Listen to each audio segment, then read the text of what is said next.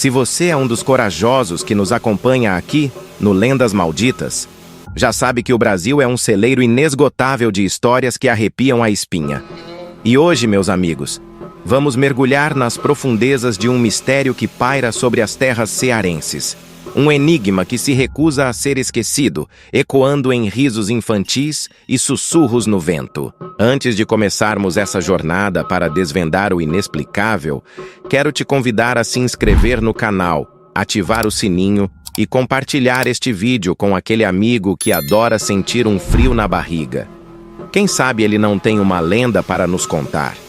Imagine um lugar onde a alegria se transformou em silêncio, onde os aplausos deram lugar ao vento uivante e onde a magia de um circo se desfez, deixando para trás apenas a carcaça enferrujada de um sonho.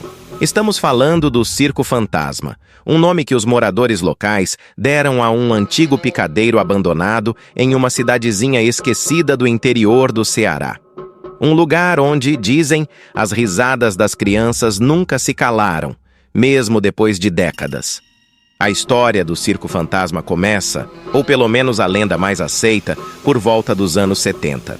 Ninguém se lembra do nome exato do circo, apenas que era um espetáculo itinerante, como tantos outros que cruzavam o sertão nordestino, levando um pouco de cor e fantasia para a vida árida daquelas comunidades. Chegou à pequena cidade de Pacote, aninhada entre as serras, e montou sua lona colorida em um terreno baldio nos arredores. As crianças, claro, ficaram em êxtase. Era a grande atração do ano, talvez da década. Os adultos, por sua vez, viam no circo uma distração bem-vinda da rotina exaustiva. Os espetáculos eram um sucesso. Malabaristas, palhaços, domadores de animais, tudo o que se esperava de um circo daquela época. Mas havia algo em particular que encantava as crianças. Um número com 2 pequenos acrobatas, um menino e uma menina, de não mais que 8 anos, que realizavam piruetas no trapézio com uma graciosidade e ousadia que deixavam a plateia boquiaberta. Seus nomes, segundo os relatos mais antigos, eram Pedro e Ana. Eles eram irmãos, órfãos, criados pelo mestre de cerimônias do circo, e sua alegria no picadeiro era contagiante. A lenda urbana, que se espalhou como fogo no mato seco, conta que em uma noite fatídica, durante a apresentação do número de Pedro e Ana, algo terrível aconteceu. A lona, já velha e desgastada pelo sol e pela chuva, não suportou uma rajada de vento inesperada e se rompeu. O mastro principal cedeu e toda a estrutura desabou em meio ao pânico da plateia. O caos se instalou. Gritos, poeira, escuridão. Quando a fumaça baixou e a poeira assentou, a tragédia se revelou.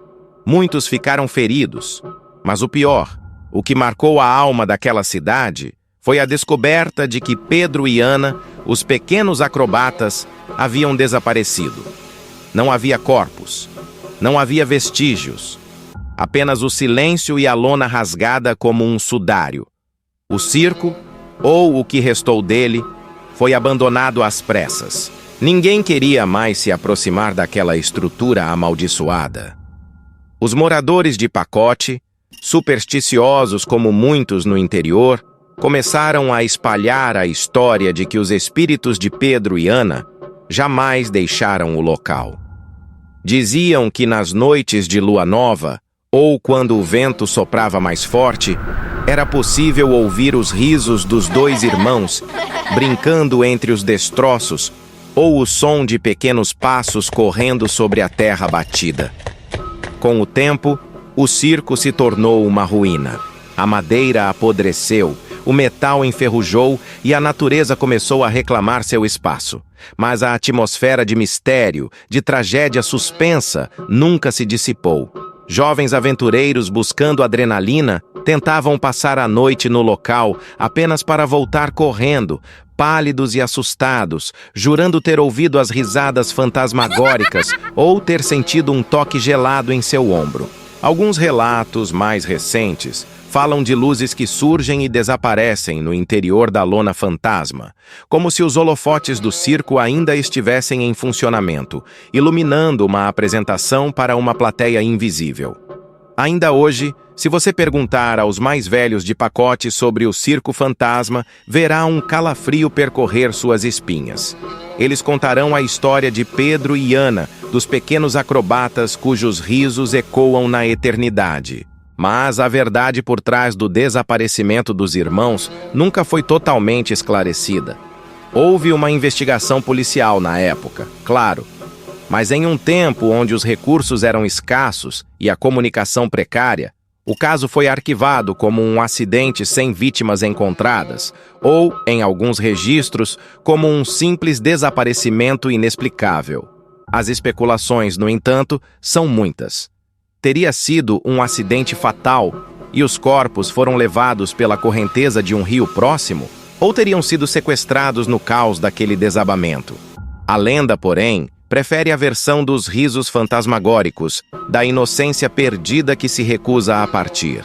O que é inegável é o impacto cultural que essa lenda teve na região. Ela se tornou parte do folclore local. Um conto para ser sussurrado em noites escuras, um aviso para as crianças curiosas não se aventurarem perto do circo abandonado. Artistas locais já se inspiraram na história para criar obras de arte sombrias, e alguns documentaristas amadores tentaram capturar alguma evidência do sobrenatural sem sucesso definitivo, mas sempre retornando com relatos de sensações estranhas e calafrios inexplicáveis.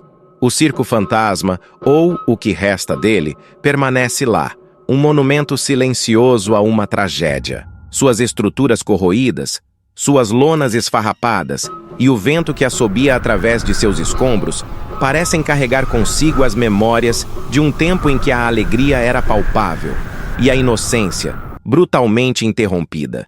Cada sussurro do vento, cada rangido da madeira velha, parece compor uma melodia fúnebre, uma canção de ninar para os espíritos inquietos de Pedro e Ana. Será que os risos que se ouvem são meramente o som do vento brincando com os destroços ou a imaginação fértil de quem conhece a lenda?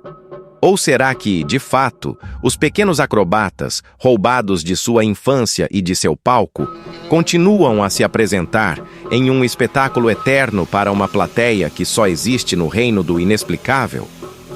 A resposta, como em muitas das histórias que contamos aqui no Lendas Malditas, permanece no crepúsculo entre o real e o sobrenatural. E é nesse limbo que o verdadeiro medo reside. Se você gostou de mergulhar nesse mistério cearense, deixe seu like, comente o que você achou dessa história e, claro, compartilhe com seus amigos. E não se esqueça de se inscrever no canal e ativar o sininho para não perder nenhuma das nossas próximas jornadas ao coração do desconhecido. Até a próxima e que os seus sonhos sejam tranquilos. Se é que isso é possível depois de ouvir sobre o circo fantasma.